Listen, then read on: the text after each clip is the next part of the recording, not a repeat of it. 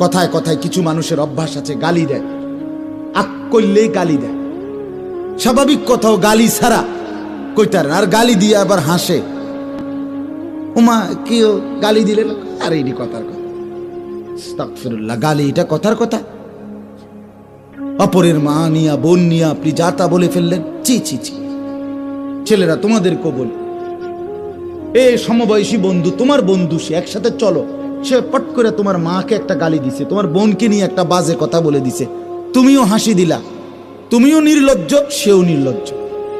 আত্মমর্যাদা যদি থাকে তুমি তার জুতা দিয়া বাড়ি দিবা, জুতা দিয়া। যে তুই কেমনে বেটা, মানুষের বাচ্চা, মুসলমানের ঘরে জন্ম নিয়ে তুই এইভাবে মা বোন নিয়ে গালি দিতে পারলি কেন? কেমনে বললি?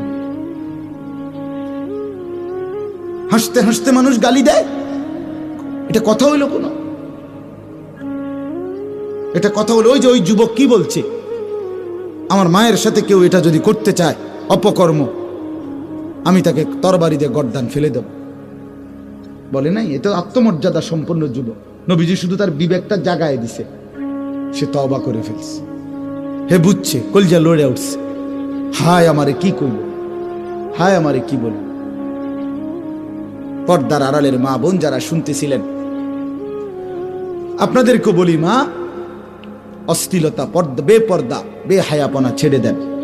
মানুষ দেখে এমন জায়গায় গোসল করবেন না, পুকুরের পারে, রাস্তার পারে, খালের পারে, যেখানে মানুষ দেখে এরকম খোলামেলা জায়গায়, মা আমার আওয়াজ যদি শুনে থাকেন, এমন জায়গায় গোসল করবেন না।